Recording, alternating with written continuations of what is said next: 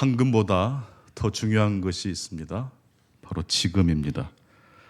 죽은 사자보다 살아있는 개가 더 낫다는 말씀입니다. 오늘이 소중합니다. 그리고 오늘이 소중한 만큼 과거 역시 아주 소중합니다. 만약 아침에 잠을 자고 일어나 보니까 순식간에 과거의 기억이 다 사라져 버렸다고 한번 생각해 보십시오. 과거의 기억이 다 사라져 버렸어요. 몸에 문제는 없는데 기억이 다 리셋이 돼 버렸습니다. 그렇게 되면 어떻게 될까요? 일상생활이 불가능하게 될 것입니다. 백 투 더 퓨처라는 아주 오래된 영화가 있습니다. 주인공이 타임머신을 타고 먼 과거로 가게 되고 그러면서 겪게 되는 이야기가 그 영화의 주 내용입니다. 이 영화에서 가장 재미있는 장면을 꼽으라면 주인공이 자기 부모를 만난 장면입니다. 그러니까 아직 결혼하기 전 젊은 시절의 아버지와 젊은 시절의 어머니를 아들이 이렇게 만나게 된 것인데, 아들은 부모를 알아보지만 부모는 미래에서 온 아들을 알아보지 못합니다. 영화의 클라이맥스는 주인공이 아버지와 어머니의 만남을 방해하는 바람에 아버지와 어머니의 관계가 꼬이게 된 바로 그 지점입니다. 여러분, 이게 얼마나 위험천만한 순간인지 혹시 아십니까? 아버지와 어머니가 연애에 성공을 못하면 주인공이 어떻게 됩니까? 사라지게 되겠죠. 때마침 주인공이 들고 있었던 사진을 보니까 자기 얼굴이 점점 희미해지더니 사라지는 거예요. 정말 주인공의 얼굴이 사진에서 사라지면 그건 정말 끝장난다는 뜻이겠죠. 과거, 현재, 미래는 하나로 연결되어 있습니다. 과거가 사라지면 현재도 사라집니다. 과거는 우리의 기억 속에 있고 미래는 우리의 기대와 희망 가운데 있습니다. 과거, 현재, 미래, 이 세 가지 중 가장 중요한 것은 무엇일까요? 네? 제가 서두에 말씀드렸잖아요. 지금입니다. 오늘입니다. 현재입니다. 과거를 기억하고 미래를 희망하는 자리가 바로 현재 내가 있는 위치이기 때문에 그렇습니다. 어린아이는 걸음마를 배울 때 수없이 넘어집니다. 만약 넘어지는 모습이 너무 안타까워서 그 어린아이에게 넘어지지 못하도록 부모가 쫓아다니면서 넘어지려고 하면 붙잡아주고 아예 걷지 못하도록 업어 키워버린다면 이 아이는 어떻게 될까요? 걷지 못하게 될 겁니다. 성경에서, 이 두꺼운 성경책에서 이스라엘 백성들이, 하나님의 자녀들이 실패한 이야기, 넘어진 이야기를 다 싹 제거해 버린다면 어떻게 될까요? 하나님께 순종한 이야기, 하나님을 예배한 이야기, 하나님의 뜻대로 하나님을 영원롭게 한 이야기만 제외하고 모든 실패와 부끄러운 이야기를 성경에서 삭제시켜 버린다면 어떨까요? 먼저 성경책이 굉장히 얇아질 거예요. 성경 통독할 때가 너무 쉬울 거예요. 하지만 그렇게 성경에서 넘어진 이야기, 실패한 이야기를 다 제거해버리면 성경은 고장난 납치판과도 같을 것입니다. 그런 성경책이라면 우리를 천국이 아닌 지옥으로 인도하는 악마의 책이 되고 말 겁니다. 하나님의 진리는 넘어진 자리에서 발견한 진리입니다. 창세기 3장부터 요한계시록까지 성경의 핵심 중 하나는 넘어진 이야기라는 것입니다. 아브라함, 모세, 다윗, 야곱의 이야기만큼이나 중요한 것이 가인과 아벨 그리고 바벨탑 사건입니다. 사실 넘어진 자리는 누가 승리한 자리입니까? 선이 승리한 겁니까? 악이 승리한 겁니까? 악이 승리한 것이죠. 그런데 악이 승리한 자리, 그래서 하나님 백성이 넘어진 자리는 사실 악이 승리한 자리이면서 동시에 하나님의 진리가 발견되는 자리이기도 합니다. 선은 악을 분명히 이길 겁니다. 믿으십니까? 그런데 이 말씀을 무조건 선이 악을 이긴다는 말씀으로 왜곡해서는 안 됩니다. 인류 역사를 한번 생각해 보십시오. 선이 악을 이길 때가 많았습니까? 악이 선을 이길 때가 더 많았습니까? 악이 선을 무너뜨릴 때가 훨씬 더 많았습니다. 그렇다면 악이 선을 지배할 때 우리 그리스도인들은, 하나님을 믿는 우리 그리스도인들은 그 악의 성공, 승리를 어떻게 바라봐야 될까요? 첫 번째로, 그럼에도 불구하고 악은 처음부터서 무엇일까요? 내리막입니다. 지난주 말씀과 설교의 논지가 비슷해 보이지 않습니까? 아니요, 정확하게 똑같습니다. 이 말씀을 한 번 더 반복하는 설교로 새롭게 다시 준비를 했습니다. 첫 번째 주신 하나님 말씀 같이 한번 외쳐보겠습니다. 그럼에도 불구하고 악은 처음부터 내리막입니다. 왜냐하면 악이 승리할 때 그 악이 승리한 자리에 누구도 함께 하기 때문입니까? 하나님이 그 자리에 계시기 때문입니다. 로마서 12장 21절 상반절에 보니까 악에게 지지 말라고 말씀하고 계십니다. 성도 여러분, 악에게 지지 말게 되기를 바랍니다. 이 말씀 어려운 말씀 아닙니다. 단순합니다. 근데 단순한 말씀을 너무 어렵게 해석하면 안 돼요. 그냥 문자 그대로 이해하시고 받아들이시면 돼요. 악과 타협하지 마십시오. 악에게 지지 않게 되기를 바랍니다. 어떻게 하면 우리가 악에게 지지 않을 수 있을까요? 악에게 지면 안 돼라고 외쳐보시겠습니다. 악에게 지면 안 돼. 그러면 이기는 겁니다. 그게 바로 악이야. 그런 방법은 하나님이 기뻐하지 않으실 거야. 여러분, 악이 고개를 내밀 때 침묵하지 마십시오. 고린도 교회가 왜 그렇게 요란한 교회가 됐습니까? 계모와 음행을 저질렀던 사람이 교회에 출석을 해도 어느 한 사람, 그 사람을 향해서 그건 죄라고 말하는 사람이 없었습니다. 그건 하나님의 방법이 아니다, 십자가의 정신이 아니다 라고 누구 한 사람 꾸짖는 사람이 없었습니다. 죄를 지은 그 사람도 나쁘지만 넘어진 그 사람을 향하여 그게 바로 죄라는 것을 경고해 주는 사람이 없을 때 악이 승리하게 되는 것입니다. 죄를 지어서 넘어졌다면 어떻게 하는 게 제일 좋을까요? 죄를 고백하실 수 있기를 바랍니다. 죄는 고백하면 힘을 잃어버립니다. 그냥 죄를 고백하지 마시고 야고보서 5장 16절을 통해서 하나님이 우리에게 말씀하시는 것은 홀로 하나님께 죄를 고백하는 게 아니라 내가 마치 나에게 용서를 하는 것처럼 하나님께 기도를 드리는 것 같지만 사실 하나님이 아니라 내가 내 자신에게 용서를 구할 때가 있어요. 인간은 자기를 얼마나 두둔하고 자기를 보호하는 본능이 있는지 몰라요. 그래서 그 교만을 이기기 위해서는 죄를 고백하되 누구에게 고백합니까? 죄를 잘 고백하는 의로운 사람에게 죄를 함께 고백하는 거예요. 경건한 사람들이 모인 곳에서는 죄를 고백하는 게 없어요. 다 경건하기 때문에. 우리 교회는 경건한 사람들의 모임이 아니라 죄인들의 모임이 되실 수 있기를 바랍니다. 당당하게 죄를 짓자는 뜻이 아니라 죄를 고백할 줄 아는, 용서를 구하는, 그래서 하나님을 영화롭게 하는 그런 분들이 다 되실 수 있기를 바랍니다. 야고보서 5장 16절을 같이 읽겠습니다. 야고보서 5장 16절입니다. 그러므로 너희 죄를 서로 고백하고 병 낫기를 위하여 기도하라. 의인의 강구는 역사하는 힘이 많으니라.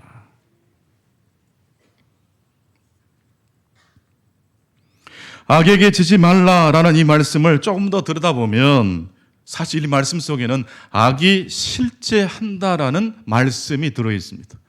악이 있습니까? 없습니까? 귀신이 있습니까? 없습니까? 반대로 귀신의 반대말은 무엇입니까?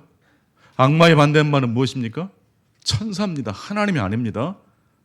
하나님과의 반대말이 있을 수 있을까요? 없습니다. 그래서 주 하나님, 지으신 모든 세계, 하나님의 하나님 되심, 창조주 되심을 고백할 때 어둠이 사라지게 될 줄로 믿습니다. 문제는 문제로만 드러납니다. 그 문제가 하나님처럼 우리를 구속할 수 없어요. 성경은 악이 실제하는 존재라고 말하고 있습니다. 또한 악에게 지지 말라는 이 말씀은 악에게 이길 수도 있지만 악에게 질 수도 있다는 말씀이기도 합니다. 성경은 시작부터서 넘어진 이야기로 시작하고 있지 않습니까? 어디에서 넘어졌습니까? 에덴 동산, 최고의 환경에서 넘어진 것입니다. 여러분, 넘어지는 각도는 몇 가지 정도 될까요? 수백, 수천 가지 각도로 넘어질 수 있잖아요. 일어서는 각도는요, 다시 그 무너진 자리를 회복하는 이야기는 몇 가지입니까? 한 가지입니다. 하나님께 돌아오실 수 있기를 바랍니다. 하나님과 관계 회복을 한다는 뜻은 무엇입니까? 단순히 교회 예배에 참석한다는 뜻이 아닙니다. 하나님 앞에 죄를 고백하고 나의 유한함을 두 손 들고 항복하고 내 손에 든 이성과 합리주의라는, 그리고 개인주의라는, 내가 모든 이야기의 중심이 되려고 하는 이 모든 무기를 내려놓고 하나님 앞에 투항한다는 뜻입니다.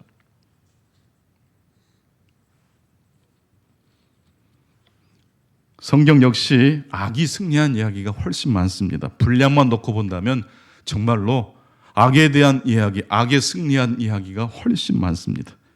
그러나 악의 승리는 악의 승리이면서 동시에 선의 승리이기도 합니다. 여러분, 심은 대로 거둔다고는 하나님의 법칙을 믿으십니까? 근데 하나님의 말씀에서 벗어났고 하나님의 말씀을 왜곡한 사람이 그 말씀을 마치 하나님의 말씀인 것처럼 중심에 두고 살아가면 그 사람은 넘어지기 쉽습니까? 안 넘어지기가 쉽습니까? 넘어져야 합니까? 넘어지지 말아야 됩니까? 죄를 지었는데 넘어지지 않으면 그것이 복일까요? 화일까요? 여러분, 로마서에 보게 되면 하나님의 심판 중에 제일 무서운 심판은 그대로 두는 거라고 그랬어요. 내버려 두는 거라고 그랬어요. 하나님이 사랑하는 자는 징계하십니다. 잘못된 길로 가면, 그렇죠, 미끄러지고 넘어지게 되는 것이죠. 근데 잘못된 길로 가도 넘어지지 않는다면 사실 그건 아주 중병에 걸린 것입니다. 악의 승리는 선의 승리라는 이 말씀을 부적신앙을 가진 사람들은 도무지 이해할 수 없습니다. 여러분, 부적신앙 아시죠? 샤머니즘, 무속. 수단과 방법을 가리지 않고 모든 불행을 비껴만 갈 수 있으면 되는 거예요. 왜 그 일이 의롭고 참되고 소중한 일인지 그 일의 목적은 관심 없어요. 무조건 이겨야 돼요. 무조건 성공해야 돼요. 무조건 비싼 값을 주고 집을 팔아야 돼요. 부적신앙은 무조건 이기면 그만입니다. 성경에도 이 부적신앙과 닮은 이야기가 나옵니다. 가인과 아벨 이야기. 왜 가인이, 형이 동생 아벨을 죽였습니까? 하나님의 뜻, 하나님의 이야기가 가인의 마음속에 들어옵니까? 들어오지 않습니까? 가인이 동생 아벨을 죽이기 전에 하나님이 몇 번의 신호를 보냈어요. 그래도 하나님의 이야기를 자기 중심으로 두기 싫었기 때문에 결국 자기가 중심이 된, 자기가 인생을 통제하고 싶은, 그래서 자기가 하나님이 되고자 했기 때문에 결국 동생을 죽이는 거예요. 내 뜻대로 되지 않는 동생은 불편한 존재예요. 그래서 죽여버리는 거예요. 그리고 바벨탑 이야기 역시 바로 그 중심에는 인간이 중심이 되려고 하는, 즉 인간이 하나님이 되려고 하는 사상과 신앙이 있습니다. 교회 다니는 것이 중요한 것이 아니라 예수님의 이야기에서 벗어난 삶을 살거나 예수님의 이야기를 자기 마음에 맞게 변형시킨다면, 아무리 그 사람이 교회를 다닌다 할지라도 그 사람은 몸은 교회에 나와 있지만 그 사람의 정신세계는 누구를 믿는 겁니까? 하나님을 믿는 게 아니고 자기가 믿고 싶은 대로 신앙생활을 하는 거예요. 그렇게 해서 넘어진 일들이 벌어집니다. 잘못된 길로 걸어가서 꽈당 넘어지는 일은 악의 승리면서 동시에 무엇에 대한 하나님의 말씀이기도 합니까? 아, 하나님은 살아 계시구나. 인간의 타락교리는 역설적이게도 인간이 넘어진 자리에서 그 하나님의 타락교리의 오름이 증명됩니다. 성경은 누구라도 넘어질 수 있다고 말씀합니다. 이스라엘의 멸망이 바로 그 예입니다. 이스라엘이 바벨론에 망하고 바벨론에 끌려갔을 때 악이 승리했습니다. 하지만 이스라엘의 멸망은 궁극적으로 누구의 승리이기도 합니까? 하나님의 승리입니다. 값싼 은혜와 부적 신앙을 숭배했던 이스라엘이 망한 것 자체가 하나님의 진리의 승리이기 때문에 그렇습니다. 그런데 이스라엘 백성들이 이 포로 기간 동안에 하나님에 대한 믿음과 이해가 더 깊어졌습니다. 할렐루야. 넘어진 자리가 패배한 자리인데 그 넘어진 자리에서 다시 탕자와 같이 실패한 원인을 발견하고 하나님을 찾게 되게 된 것입니다. 악의 승리의 자리가 악의 패배의 자리가 된 것입니다. 고난과 시험이 왔을 때 더 엎드려 기도하실 수 있기 바랍니다. 시험에 빠지지 마시고 그 시험을 역이용해서 하나님께로 더욱더 나아가실 수 있기를 바랍니다. 그리스도인의 삶에서 가장 중요한 것은 예수님의 이야기입니다. 교회의 이야기보다 더 중요한 것은 예수님의 이야기입니다. 만약 우리 교회에서 예수님의 이야기보다 더 즐겁게 호응이 되는 이야기가 있다면, 예수님 이야기보다 더 각광받는 이야기가 있다면 우리 교회는 위기에 처한 겁니다. 그 사람이 누구인지 알려면 그를 형성하고 있는 이야기가 무엇인지를, 즉 그의 입을 통하여 자주 고백되는 진실된 이야기가 무엇인지 살펴보면 됩니다. 즉 그 사람이 누구인지는 그 사람이 하는 이야기를 들어보면 압니다. 나는 여러분들이 예수 그리스도의 이야기에 여러분의 삶의 중심을 두실 수 있기를 축복합니다. 교회를 대안 없이 비판하는 것 굉장히 조심해야 됩니다. 우리가 예배 때마다 사도신경을 고백하지 않습니까? 여러분, 교회는 비판의 대상입니까? 믿음의 대상입니까? 거룩한 공교회를 믿는다라고 고백하고 있지 않습니까? 교회는 믿음의 대상입니다. 하나님을 믿듯이, 예수님을 믿듯이, 성령님을 믿듯이 교회를 믿어야 되는 것입니다.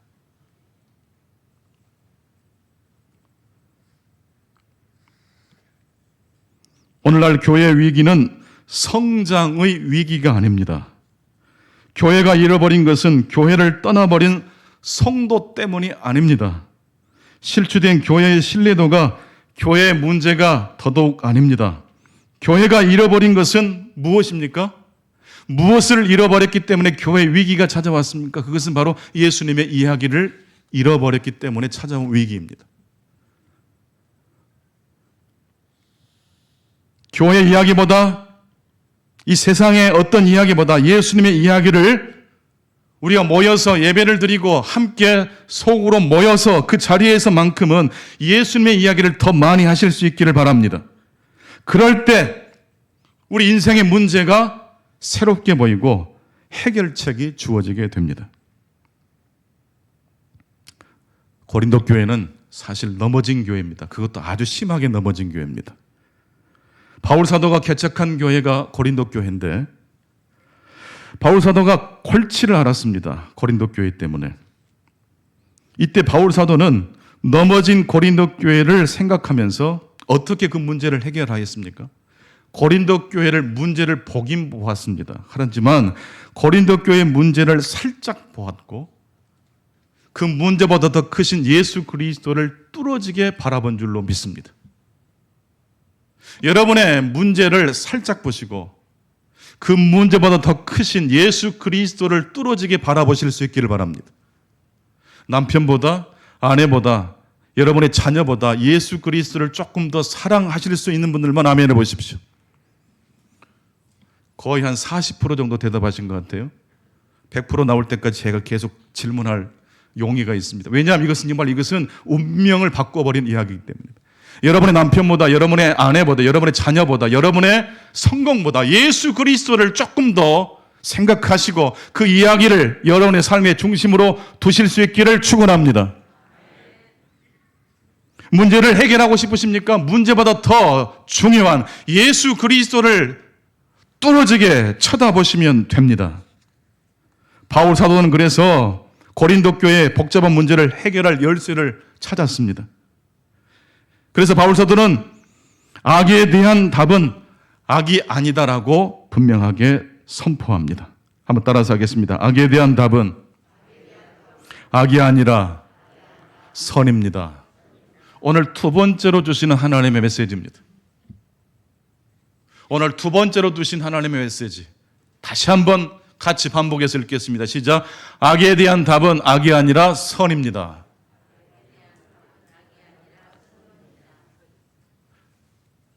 그렇습니다.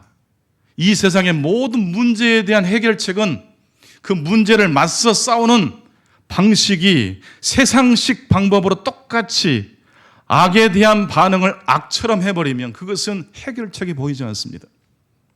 교회와 세상이 문제를 푸는 방식은 분명한 차이점이 발생해야 합니다. 그 차이점이 없다면 교회는 교회가 아닙니다.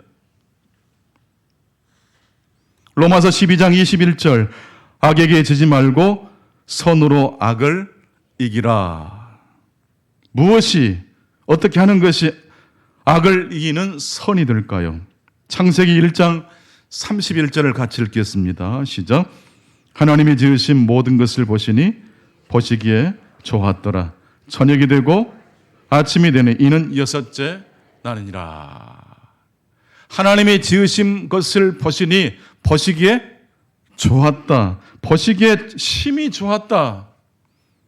이 말씀 속에 하나님의 선이 있습니다. 심히 좋았다. 천지만물을 창조하시고 하나님의 말씀 참 보기 좋구나. 이게 바로 선입니다. 어거스틴은 악을 이렇게 정의드립니다. 악이란 선의 결핍이다. 한번 따라서 합시다. 악이란 선의 결핍이다. 부족한 것, 결핍의 자리에 악이 있습니다.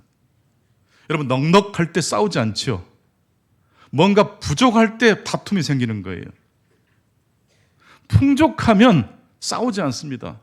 뭔가 부족하고 부족할 것 같으면 새치기를 하게 되고 남보다 뒤처지는 것을 두려워하는 겁니다. 악이란 선의 결핍입니다. 그렇다면 선이란 선의 무엇일까요? 충만입니다. 시편 23편 보게 되면 다윗이 사망의 음침한 골짜기를 통과하는 도중에도 원수의 목전에서 상을 차려주시고 기름을 다윗의 머리 위에 부어주신 그 하나님을 만났어요. 그 고난의 시기에. 그래서 다윗의 입에서 무슨 고백이 터져나옵니까? 내 잔이 넘치나이다. 따라합시다. 내 잔이 넘치나이다. 이상금 목사님의 주석을 보면 시편 23편의 배경은 다윗이 압살롬에게 쫓길 때 광야에서 하나님께 받은 은혜의 시편이라고 설명합니다. 20년도 전에 그 주석을 읽다가 그 대목을 읽으면서 너무 눈물이 났어요. 저는 시편 23편을 그냥 외우기 좋고 너무 은혜스러워서 그 말씀을 달달달 암송했는데 그 말씀의 배경을 보니까 눈물 골짜기가 단순히 수사작 표현이 아니었어요. 사망의 음침한 골짜기예요. 그런데 다윗이 그러한 사망의 음침한 골짜기, 원수의 목전에서 누구를 만나요? 하나님을 만나요. 여호와는 나의 목자시니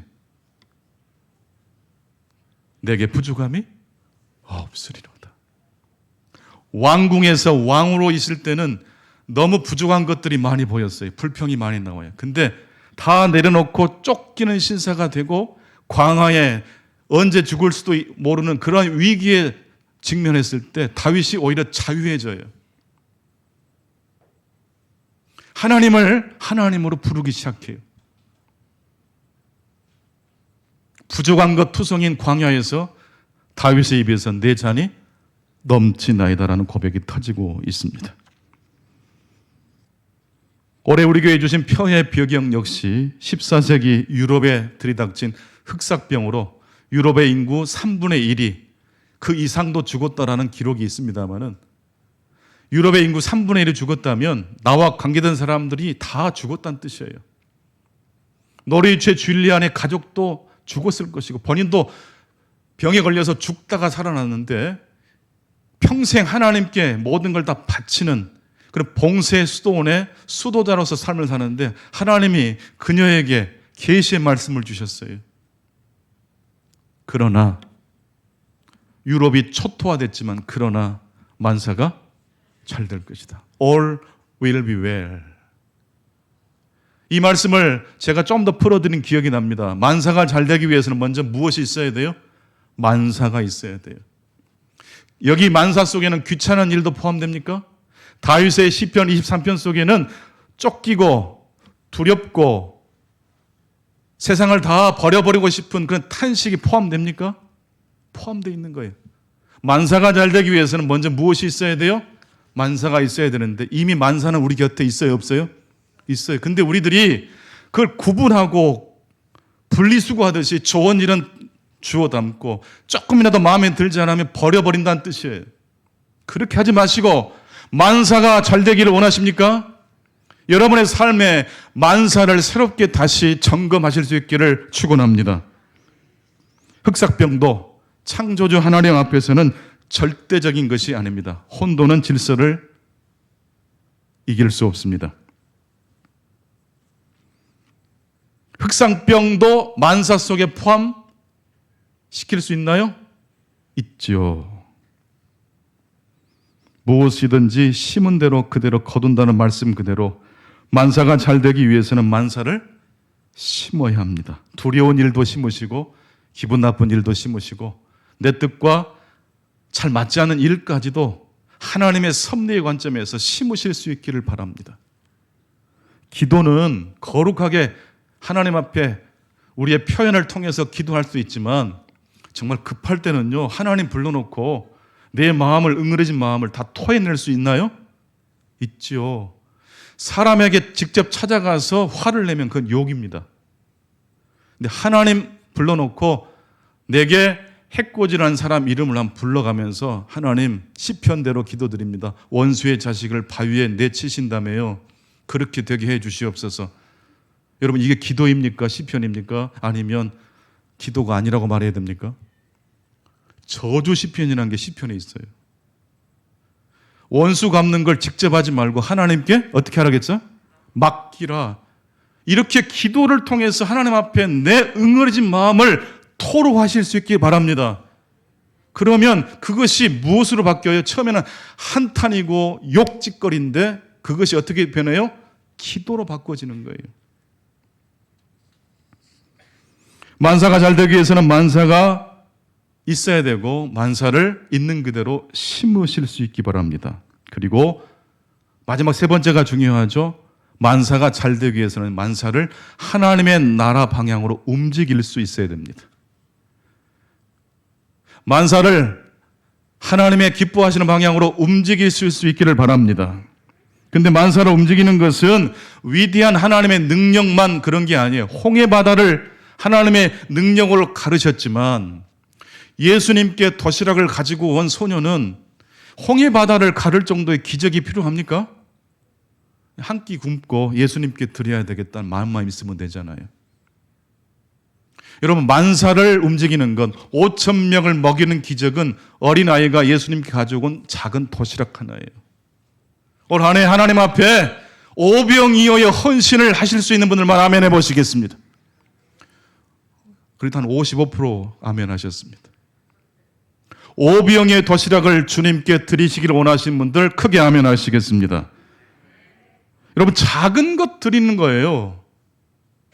그 작은 것을 하나님께 드리기로 결심하면 균형이 깨져요.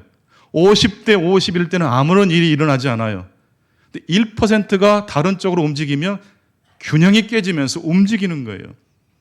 천국의 반대 방향이 아니라 나를 중심으로 하는 이기적인 욕심이 아니라 하나님을 위하여 다른 사람의 이익을 위하여 유익을 위해서 오병이어와 같이 작은 것을 드리시는 여러분의 삶이 되실 수 있기를 축원합니다. 작은 차이가 만사를 움직이는 것처럼 고린도 교회의 문제를 푸는 해결책은 아주 간단한 한 구절 속에 담겨 있습니다. 그게 오늘 신약의 본문 고린도전서 1장 18절 말씀입니다. 함께 고린도전서 1장 18절을 읽겠습니다. 시작. 십자가의 도가 멸망하는 자들에게는 미련한 것이요 구원을 받는 우리에게는 하나님의 능력이라. 고린도 교회의 그 수많은 복잡한 문제를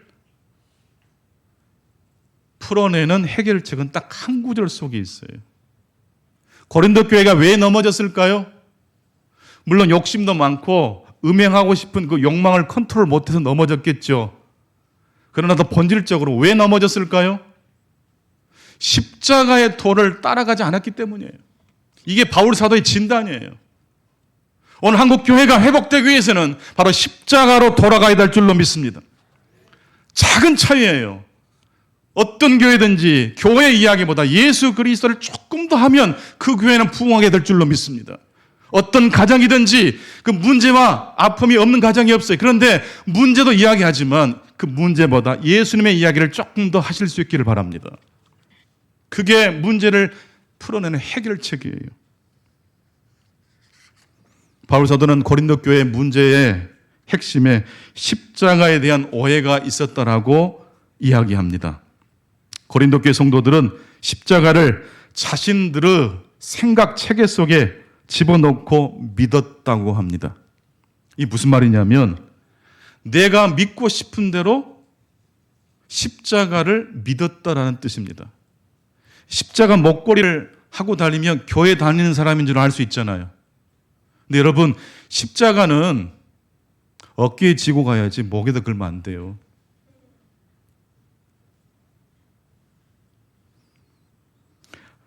자기 머리를 하늘에 집어넣는 사람이 있고 하늘에 자기 머리를 집어넣는 사람이 있어요. 십자가를 자기 머리에 넣고 자기 마음대로 그 십자가를 이해해버리는 사람이 있고 십자가 속에 내 생각과 내 존재를 집어넣고 십자가의 패턴, 십자가의 양식 속에 내 삶을 집어 던지는 사람이 있습니다.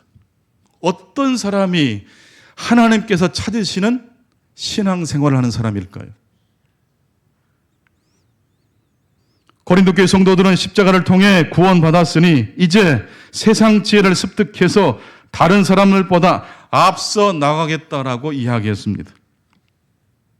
이제 구원받았으니까 지금부터는 부동산도 더 많이 투자해서 더 부자 돼야 되고 더 지혜로운 수사학을 공부해서 사람들을 이겨낼 수 있는, 논쟁에서 이길 수 있는 지식을 더 많이 습득하자라고 세속의 이야기가 여전히 고린도 교회 안으로 스며들었던 거예요. 원래 고린도 교회는 그런 교회가 아니었어요. 다 십자가에 자기 정보 욕심을 못 박았던 교회예요.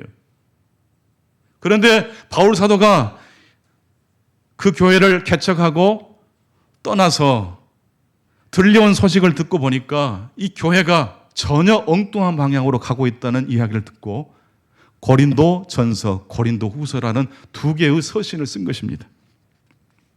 고린도 교회 성도들은 예수님이 십자가에서 흘리신 피에만 관심이 있었고 예수님의 십자가가 우리 생활에 주는 의미에 대해서는 관심이 없었다는 이야기입니다. 예수님의 십자가는 죄 사함의 복음이면서 동시에 우리의 삶 속에 새로운 양식을 심어 넣어주는 복음입니다. 단순히 구원을 얻는 방편이 아니라 십자가는 신자들이 따라가야 될 삶의 패턴이고 양식이라는 것입니다. 여러분, 십자가로 여러분의 삶의 양식과 패턴을 삼게 되시기를 바랍니다. 그런 사람들은요, 언어가 바뀌어요.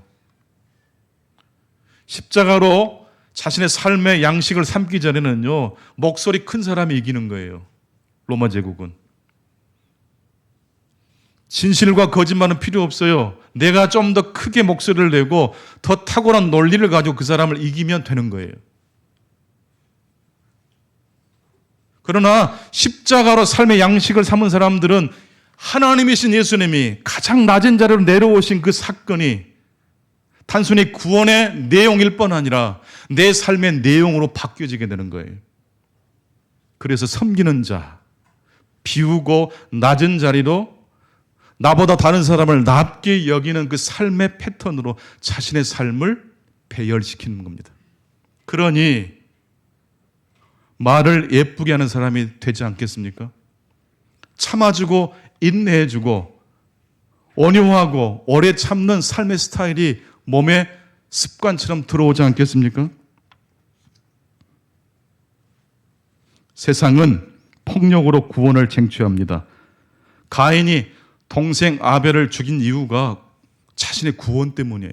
이건 세상의 방식이 그래요. 가인의 때나 지금이나 이 세상의 구원 방식이 여전합니까? 변화가 되었습니까? 여전합니다. 동업자도요, 이익이 갈리면 돌아서는 거예요.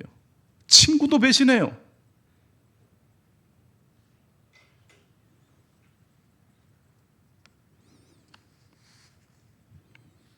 바벨탑의 꼭지점까지 오르기 위해서는 누구든지 밟아버릴 수 있는 게 바벨탑 신앙이에요.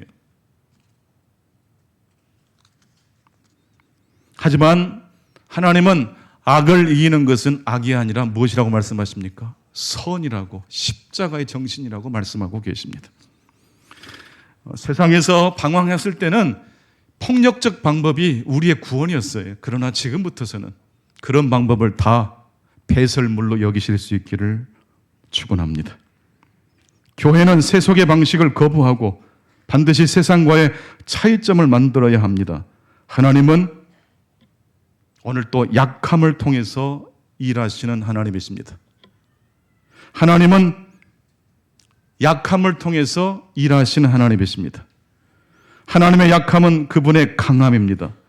예수님은 자신을 조롱하는 로마 군인들과 같은 방식으로 똑같이 맞서지 않았습니다. 어린 양처럼 고통을 순순히 받아들이시다가 죽으셨습니다.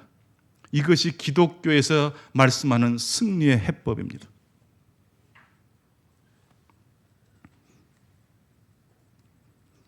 예수님의 승리는 악에 대하여 악으로 대접하지 않았기 때문에 승리한 승리입니다.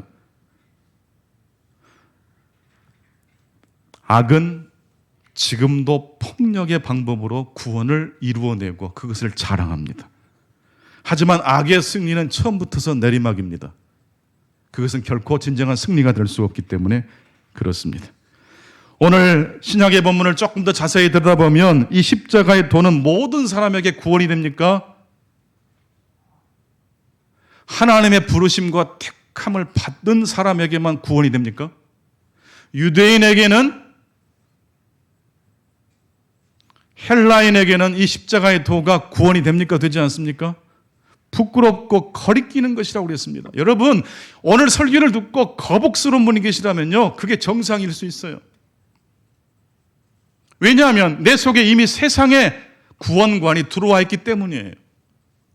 어떤 사람이 완벽하게 하나님의 말씀으로 자기의 중심을 삼겠습니까? 그래서 제가 선택한 것이 90대 10으로 이기는 신앙이 아니라 몇 대 몇으로 하나님의 나라를 향해 걸어가자는 겁니까? 49대 51이에요. 구원받은 강도는 예수님의 옆모습을 보았습니다. 이미 내 옆에 와 계신 예수님을 고개를 돌리니까 볼 수 있었습니다. 기독교는 예수님의 옆모습을 보고 시작합니다. 그런데 여러분, 이제 기독교에 하나님의 은혜를 들어오셨다면 예수님의 옆모습만 보지 마시고 그 십자가의 정신으로 우리보다 앞서가신 그리스도를 우리 역시 용기를 내서 한 걸음 한 걸음 따라가실 수 있기를 바랍니다. 그럴 때 우리는 예수님의 옆모습뿐만 아니라 예수님의 어떤 모습을 볼 수 있을까요? 뒷모습을 볼 수 있는 겁니다. 성도 여러분, 예수님의 옆모습과 그리고 예수님의 뒷모습을 보게 되시는 저와 여러분 되실 수 있기를 바랍니다. 그렇게 해서 순례자의 길을 이제 마침내 마감하면 우리는 선의 종착점에 도착하게 됩니다. 세 번째 우리에게 주신 하나님의 말씀입니다. 선의 종착점에는 무엇이 있습니까? 믿음, 소망, 사랑, 그 중에 제일은 무엇이라고 했습니까? 사랑입니다. 어거스틴은 믿음과 소망은 천국에서는 더 이상 필요가 없다라고 이야기합니다. 하나님을 만났는데 믿음, 소망은 더 이상 필요 없죠. 완료됐죠. 그런데 여러분, 하나님을 알아가는 이 관계는 완성이 있을 수 있을까요? 영원토록 계속 진행되어야 합니까? 제가 제일 기가 막힌 사람은요, 저를 보고 판단하는 분들이에요. 한때 저도 그런 사람일 수 있겠죠. 그러나 제가 머물러 있습니까? 계속 전진하는 사람입니까? 하나님의 나라를 향해서 1cm씩 10cm씩 걸어가시는 저와 여러분 되시기 바랍니다. 그러니까 그대로다, 항상 그대로다란 말은요, 칭찬이 아니에요. 변화가 돼야 돼요. 선어의 종착점에는 두 가지가 있습니다. 완결이 있고 미완결이 있습니다. 미완결이란 결핍이죠. 근데 여러분, 이 결핍이 부정적인 것이 아니고 하나님이 우리에게 주신 선물이에요. 완전주의, 완벽주의가 사람을 못 살게 만듭니다. 완결이라는 성취감이 항상 좋은 건 아니에요. 지난주 말씀드렸던 것처럼 산 정상 올라가는 걸 계속 추구하다 보면 산 중독증에 걸린다고 말씀드렸잖아요. 나이가 들면 정상까지 못 올라가고 중턱까지 갈 수 있죠. 그걸 속상해하면 중독증에 빠지는 거예요. 하나님의 창조하신 산은 산 꼭대기만 산이라고 생각하는 분들만 아멘 해보겠습니다. 산 중머리도 산이죠. 산 아래도 산일까요? 산이에요. 완결과 함께 미완결이 선의 종착점에 있습니다. 정희성 시인이 차라리 시를 가슴에 묻는다라는 시를 쓰셨는데, 이 시인 역시 미완결의 소중함을 이야기하셨어요. 차라리 시를 가슴에 묻는다. 발표 안 된 시 2편만 가슴에 품고 있어도 나는 부자다. 부자로 살고 싶어서 발표도 안 한다. 시 2편 가지고 있는 동안은 어느 부자 부럽지 않지만 시를 털어버리고 나면 거지가 될 게 뻔하니 잡지사가 청탁이 와도 안 주고 차라리 시를 가슴에 묻는다. 거지는 나의 생리에 맞지 않으므로 나도 좀 잘 살고 싶으므로. 잘 살게 되시기를 바랍니다. 그러면요, 다 써버리면 안 돼요. 다 성취하면 안 돼요. 미완결, 잡지사에 투구하지 않은 내 가슴 속에 나만 알고 있는 시 2편 정도는 가지고 있어야 돼요. 여러분, 하고 싶은 대로 다 하고 살면 행복할 것 같죠? 그렇지 않아요. 절제도 하실 수 있기 바랍니다. 오래 참는 하나님의 관용의 법칙도 여러분의 삶 가운데 장착시키실 수 있기 바랍니다. 완결은 하나님의 복입니다. 그리고 더 나아가서 미완결 역시 하나님의 주신 선물인 줄로 믿습니다. 부족함과 결핍이 부끄러운 게 아닙니다. 그것 때문에 우리들은 하나님을 더 영원하게 할 수 있습니다. 오늘도 하나님의 은총이 함께 하시기를 간절히 축원합니다. 하나님 아버지 감사합니다. 오늘도 주신 말씀 앞에 아멘으로 화답하신 중광의 모든 성도님들 한 분 한 분 가운데 이 말씀 그대로 이루어지는 복이 있게 도와 주옵소서. 선으로 악을 이겨나가는 복된 삶의 여정이 되게 하시고, 먼 훗날 하나님의 나라에서 완결과 결핍의 멋진 결합을 목도할 뿐만 아니라 그 하나님의 목적지를 생각하면서 오늘 현재 우리의 삶의 완결과 결핍을 하나님의 시선으로 다시 보게 해 주시옵소서. 하고 싶은 대로 다 알고 사는 사람들이 행복한 것이 아니라 절제의 미학을 우리 삶 가운데 들여올 수 있도록 도와 주옵소서. 예수님의 이름으로 기도하옵나이다. 아멘.